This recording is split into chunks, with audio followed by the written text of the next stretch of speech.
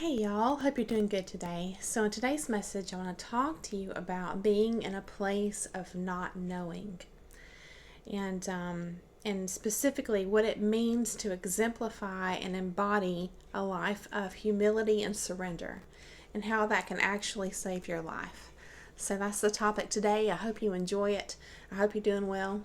And I just want to open with a couple of Bible verses. And if you're new to my channel, I do reference a lot of verses from the Christian Bible, but hopefully my messages can be seen through your own perspective, through your own lens, and I hope that they're helpful regardless of your beliefs. So, all right, I want to open by sharing Matthew chapter 10, verse 16, which says, "Behold, I send you forth as sheep in the midst of wolves."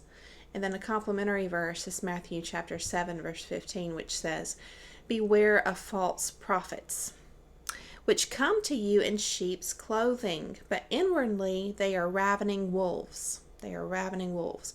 So here we have the reference to wolves in sheep's clothing, right? And we're told that we are sent forth in the midst of these wolves. And yet, I know for me and a lot of us, it's kind of like, I don't know if we just forget this. We don't believe it. If we think that it's rare, I don't know what it is, but at some point in some of our lives, I don't know that this is true for everybody, unless it's just an issue of not being aware. But at some point for a lot of us, we wake up to discover one of these wolves in our life, in our immediate life. And the sheep's clothing that they are hiding behind can be very, very convincing. And yet the danger is real, and sometimes it can be a great danger. So I want to look at the definition of the word ravening when it says inwardly they are ravening wolves. This is from the online etymology dictionary, by the way, but it says from an extinct verb, ravine or ravin, to prey, prey, like a predator, right? To prey, to plunder, or devour greedily. So when we think about being devoured in the spirit of greed, we have that tied into Peter, 1 Peter chapter 5, verse 8, which says, "Be sober and be vigilant," right? Because your adversary, the devil, as a roaring lion, walketh about, seeking whom he may devour. And we don't want to be the ones that are devoured, right? In that devilish spirit that a lot of people carry with them. And so, yeah, it's life will humble you. Life will sometimes put these things right before you, and yet you can be so deeply rooted in your own personal belief system, your own convictions, through rose-colored glasses, that you truly, and I can say this because I was there, you're such an eternal optimist that you can't see what's right before your eyes. And what's hard is when you finally have those rose-colored glasses stripped from you, and you do see what's really before you. You can see through the sheep's clothing. You see the wolf. Well, then a lot of other people can't see. They still see the sheep's clothing. And so it can be a lonely place. It can be a very challenging place to stick to what God has revealed to you. It's kind of like I'm reminded of, God, what was his name in the Matrix? Neo. It's like, taking the red pill or the blue pill. And it's kind of like, yeah, I think it's true what they say, whoever they are, that once you know, you can't unknow what's been revealed to you. But I think that it's such a hard thing to process sometimes, especially if this wolf that's been revealed to you turns out to be your spouse or a parent or a sibling or a cousin or a close friend that's been in your life for multiple decades or whatever it is. It's a hard pill to swallow, truly. And so even when it's revealed to you, I think sometimes we can spend even years gaslighting ourselves because we just don't want to believe it. you know. But let's talk about coming to a place of not knowing in peace, in a place of surrender, but yet not feeling weak and powerless. You know, in fact, feeling the exact opposite. It's really that whole, I didn't notate it, but it's like, is it note or notate? I don't know. I didn't write it down, but there's a verse in the Bible that talks about, you know, in our weakness, He, meaning God, is made strong. You know, that's where God's strength can shine through in our life, is the area where we're not holding on, trying to take control of it ourselves. And so that's kind of the place I'm talking about. But specifically, I want to talk about how that can equate to saving your life, literally. So I hope you enjoy the message again. So, all right. So I read chapter 8 in this book, Fire in the Soul. And it's all about courage, which is interesting because when I first hear that word, courage, I think of like certainty, like extreme self-assuredness, you know, like in your own capabilities, you know. But I like how she breaks it down. We're going to talk about that. I'm going to share some of this with you all.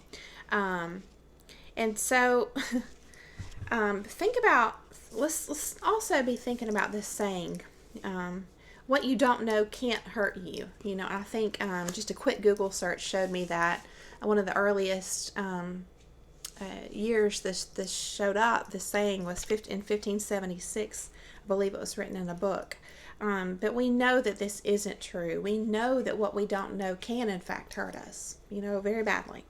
And so, you know, we've discussed before how being sure of something, and you can call that knowledge or your beliefs or whatever, being extremely sure of something can actually serve as a mental restriction. It can actually blind us to either the whole truth, you know, an expanded view. We can be blind to that, or we can be blind to the actual real truth because maybe what we think we know is wrong altogether.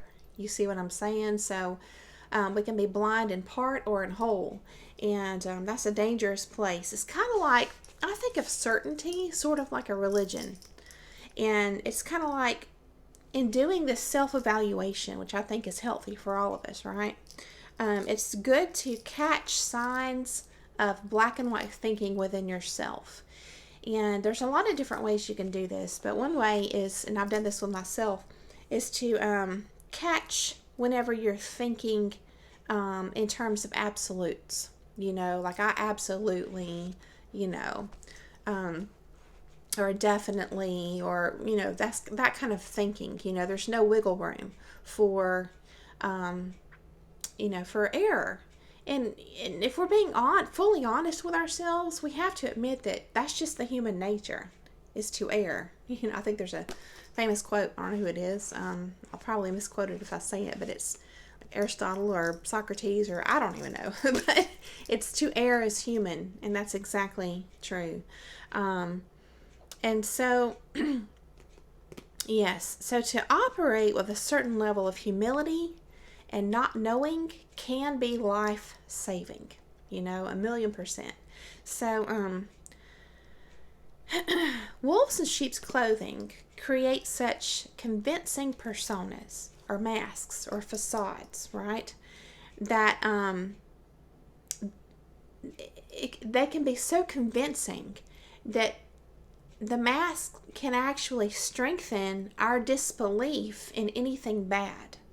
You know, it's we're buying into the show. We're buying into the story that they're presenting without investigating.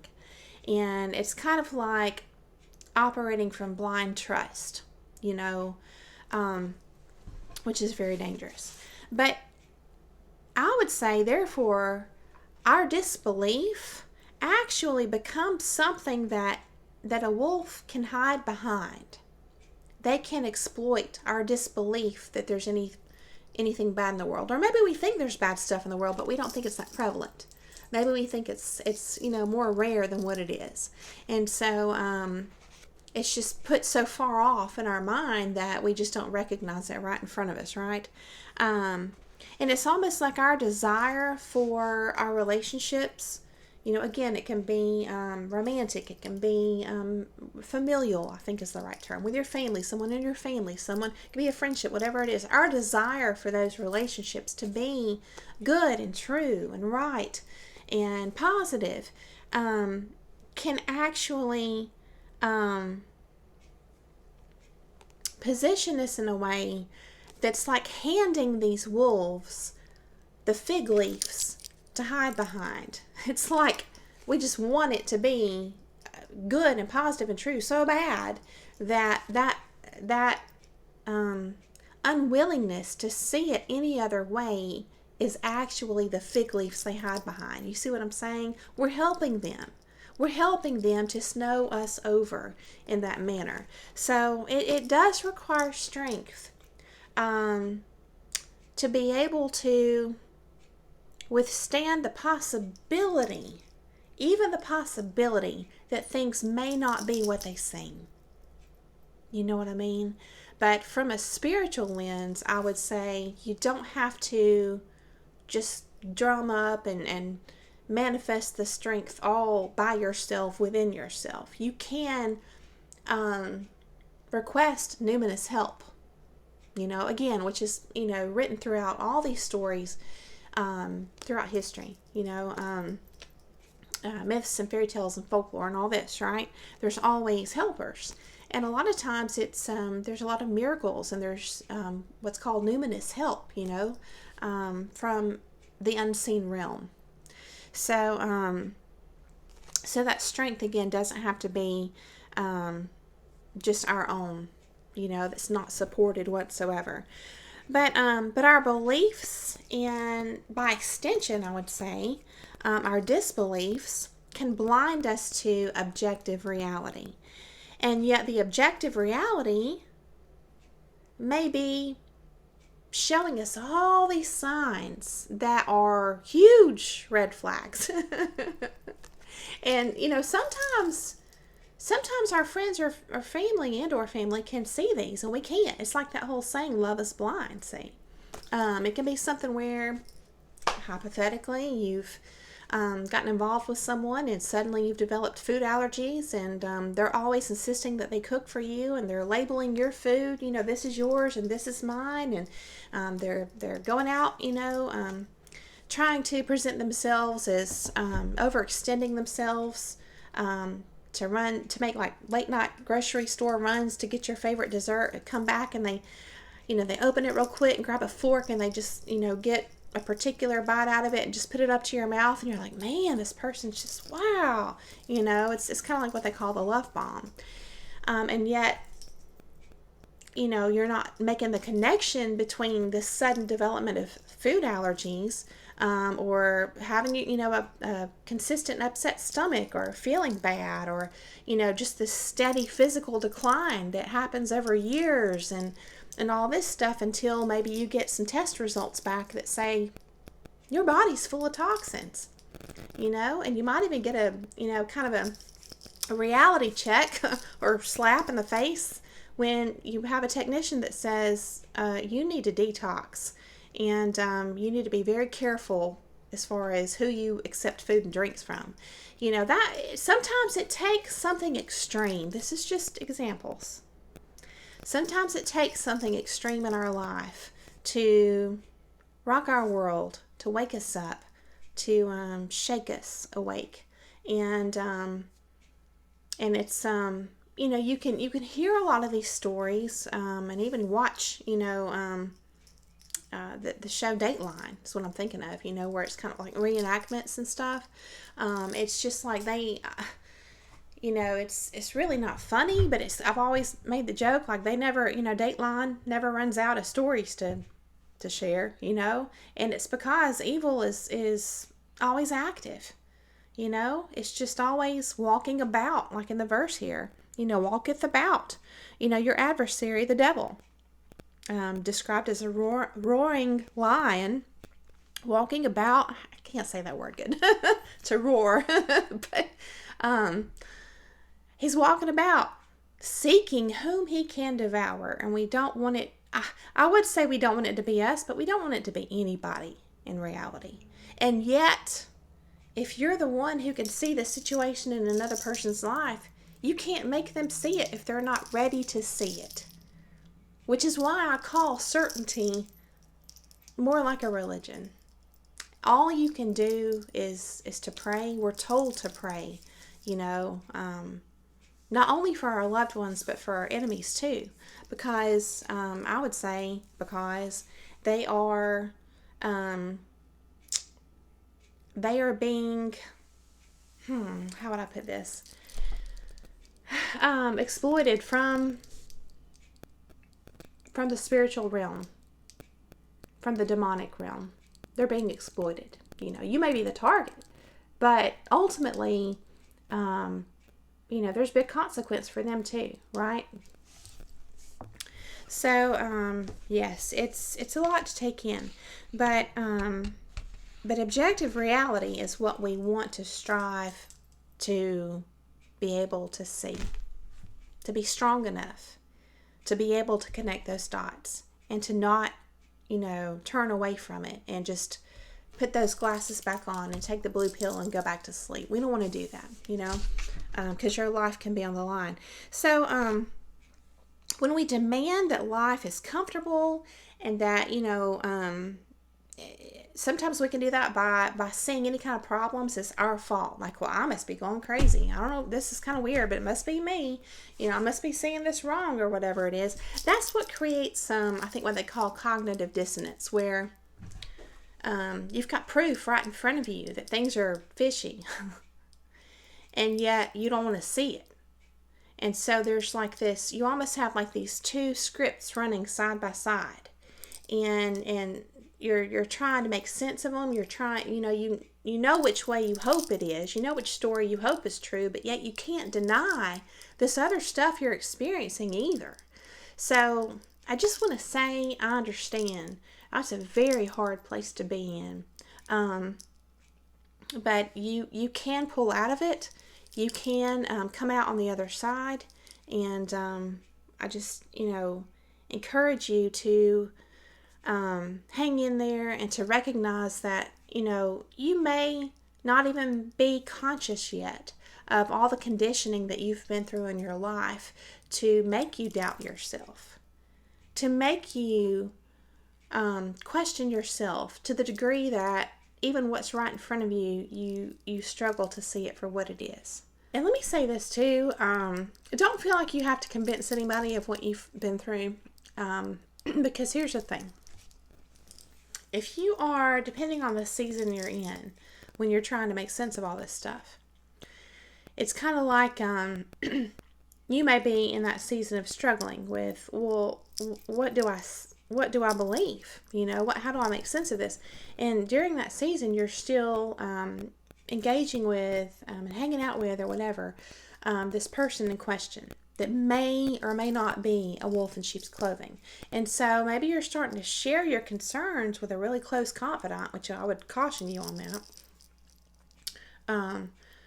As far as being careful with who you can trust. Okay.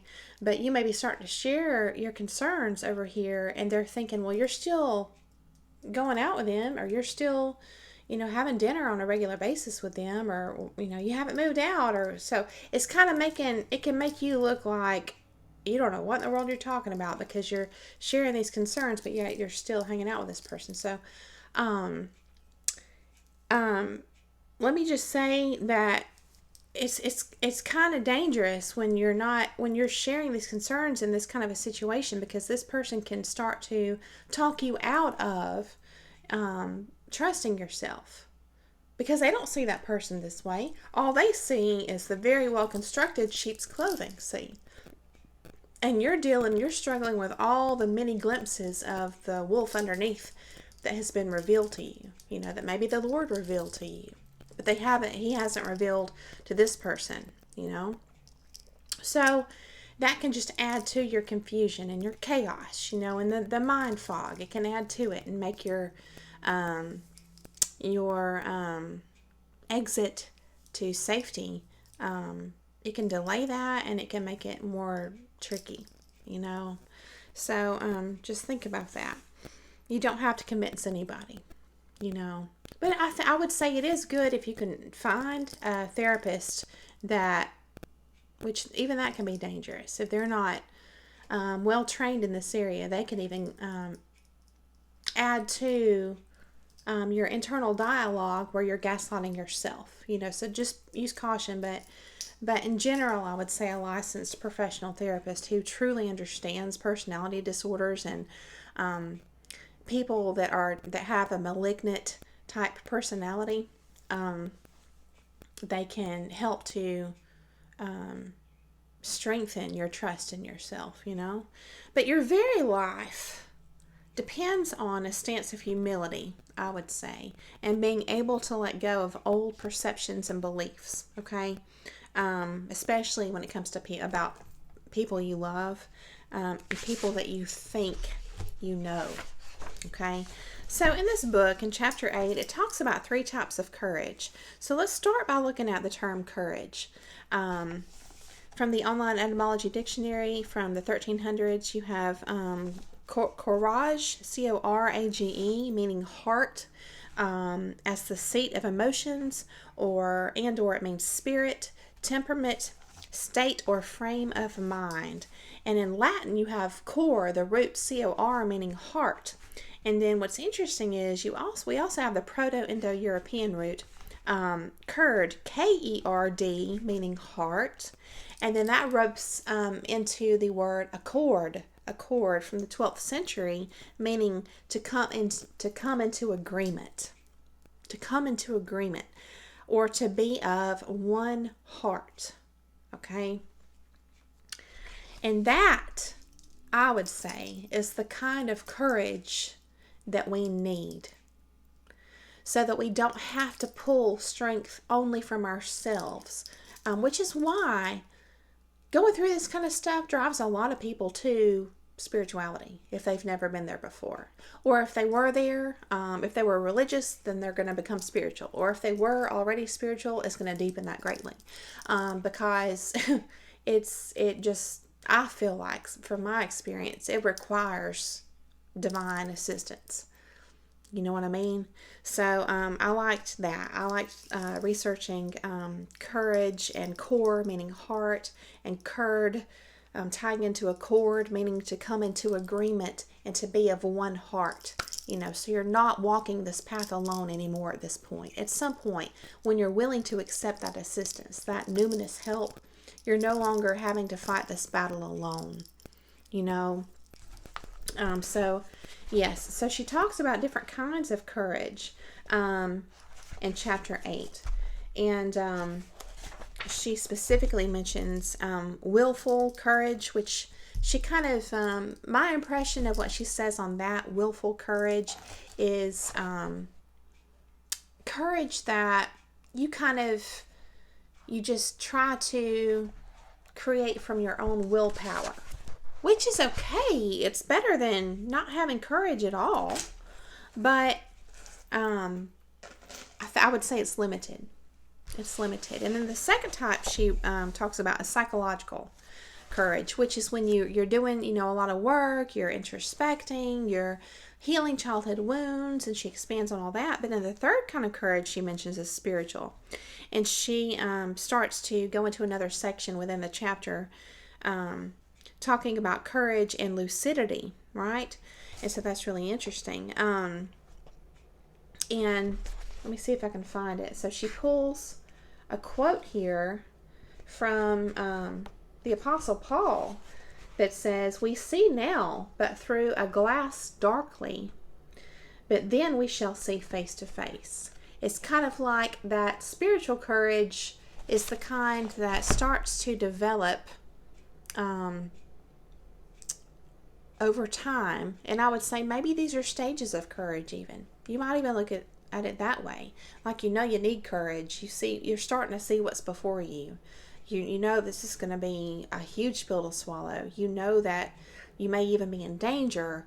And so it's kind of like you may have to start with that that willful courage. And then as you do that, you may start to do this, you know, introspection. And as you evaluate your outer world, you know, naturally you're going to look within. You're going to be starting your journey, you know, of learning and growing and self-evaluation and internal and external, all this stuff. And so that's the psychological courage. And then it may, you know, morph into or grow into the third stage, which you might think of as spiritual courage, right?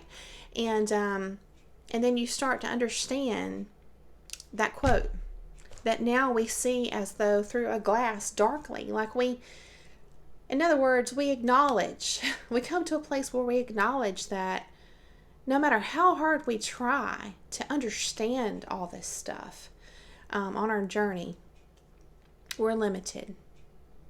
We're limited. And we're fooling ourselves if we don't see that, you know? But yes, so I looked up the term lucidity, and it means brightness. You have the Proto-Indo-European root Luke, L-E-U-K, which means light or brightness. And also intellectual, it turned into in the 1850s, intellectual clarity and transparency of expression, right? Which is really important to me. I love the word transparency. I believe not so much in seeking good versus bad and your judgment of who you should, you know, get close to, because all of us fall short. All of us have flaws and faults, and we all make mistakes and all this stuff. But to me, it's more about honesty, and more than that, like proactive honesty and transparency. That's a good quality to have, in my opinion, right? And I, you know, it's funny. It's kind of like, why complicate the topic of lying and versus honesty, and go into calling it such as proactive transparency? The reason I do that is because these people who are faking others off, cons and psychopaths and people like that, wolves in sheep's clothing, they skirt around these definitions so that they can, it's kind of like they're always looking for loopholes. So when you're like, you know, you find out a lie, you know, they've lied to you, they can say, well, you didn't ask. I didn't know I was supposed to tell you that, you know. So when I say proactive transparency, it's kind of like anyone who has goodness in their heart is going to do that anyway. You're not going to have to know exactly the right question to ask so that, you know, this person discloses what they really should disclose to you, that kind of stuff, you know. But you learn all of their tricks and their tactics and stuff. It's just really crazy. But lies, I would say for sure, are the devil's tool, one of many. And they make up this dark fabric of the unknown, you know. And again, this dark fabric of the unknown can hurt us indeed. So what can we do? What can we do? I would say we can position ourselves to be open to the possibility that things are not how they seem. You know? So I want to share a quote from Alice in Wonderland. I didn't even remember this character because it's been many years since I've seen that cartoon. But it's from the Duchess. And she says, everything's got a moral if only you can find it. And I think that's really interesting. You know? There's, in other words, there's motivation behind everything. And I think sometimes we don't really think that deeply, just in our everyday life, you know. So I looked up the word moral from the online etymology dictionary, and so it says moral exposition of a story, the doctrine inculcated by a fable or a fiction. I thought that was interesting. So the practical also it says the practical lesson, which anything is designed to teach. So I would call this like when you hear people say the moral of the story. You know, the moral of the story is this or that. It's kind of like if we already think that we know someone, when really what we know of them is a fable or a fiction or their facade, then we're going to miss the moral of their story. We're going to miss what drives them, you know. We're going to miss the lesson too, until there comes a point, and this is where it's kind of like you may have something that just smacks you awake, okay, metaphorically, until something unexpected happens with them. And I feel like at some point this will happen. At some point, it's kind of like most things with these people, these wolves in sheep's clothing, is going to fly under the radar of those who wear the rose-colored glasses. I know this from experience. And they get away with it for a long time. And you make excuses for them. And you blame yourself. And you think, there's something wrong with the way you're perceiving things, or you misunderstood something, or whatever. And you can do that for years and years and years, right? But because to err is human, because that's true, see, even the cons and the psychopaths and the people with malignant intentions, right? Even they are going to mess up. They're going to make mistakes.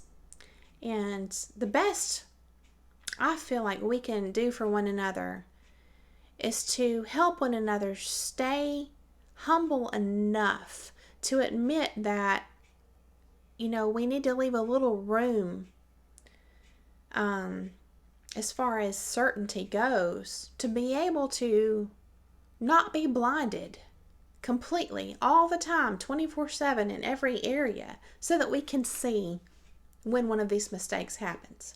Because sometimes that's all it takes. And that one mistake can act as a key to change your awareness, to expand it. Okay? So that's the gift. That's the blessing. Even though it doesn't feel that way. It's hard, right? It's almost like this key, this one thing that happens that exposes them, okay? It's like it unlocks a door of clarity within our mind, okay? And suddenly we start to catch things that perhaps we've overlooked our whole life.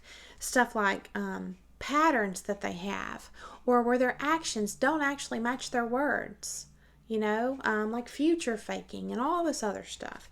It can be just flat out lies that we start to catch repeatedly. It can be contempt. It can be their energy, that's just full of contempt, where they just cut hard looks at us. It can be these weird smirks they have on their face, where it's actually called duper's delight, where it's like, what do they call that? Like fuel. For like, hey, I'm getting one over on them, I got another one over on them kind of stuff. And they think they're smarter than us just because we are trusting. It's extremely cruel, and I would say evil. So, it's funny because in my notes, I wrote the wisdom you earn from it. I actually meant to write learn, but I wrote earn. And so, yes, the wisdom we learn and earn from this becomes priceless. And so, yes, again, once you know, then this awareness will change your life 1,000,000%, and it's going to contribute to and enrich your path, your walk in life, because it's going to help you better protect yourself, right?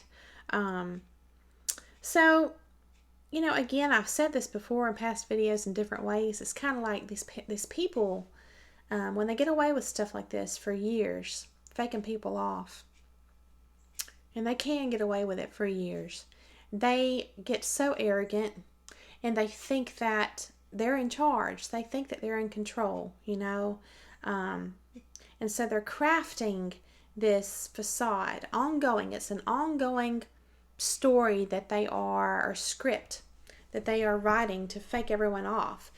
But they're very short-sighted.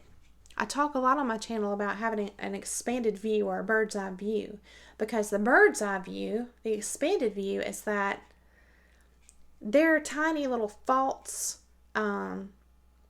evil script is just a tiny little thread within this greater fabric of the greater whole, which is God's story, because God is the one in control, right?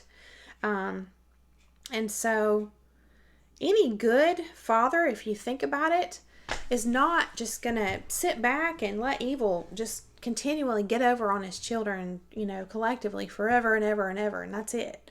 It's just not going to happen. And that's what it's almost like. These people must not have any kind of belief in God. To me, there's no way, because they certainly don't seem to have any kind of fear of consequence. But it's almost like they're just, like I said, they're so arrogant. It's almost like they just get this continual high on their own mirror image and all of their accomplishments, thinking that they're just snowing everybody over. But yeah, it's temporary. So again, humility, imperfection, to make mistakes, to not know it all, is to be blessed with the power of God, right? And I would say for us, people with good intention, it's a blessing, because we can relax. We can just know and accept that we aren't perfect, and that's that. We don't have to try. We can just surrender in that manner, right? And just understand that, accepting that we're not perfect is to be in alignment with God's design, because that is God's design of humanity, is to be imperfect. These people who try to parade themselves around in sheep's clothing, they're the ones that are uptight and anxious all the time, because they're worried they're going to be exposed. They're living out of alignment with God's design. They don't want to admit that their plan is not perfect. I can't even imagine the motivation for wanting to live life that way. So, yeah. So anyone who thinks they've constructed infallible fig leaves will be put to shame. So there's a reason to rejoice. We are always falling short, and we are always full of mistakes, and we're imperfect. That's a good thing. It's a good thing when you're a good person with good intentions, right?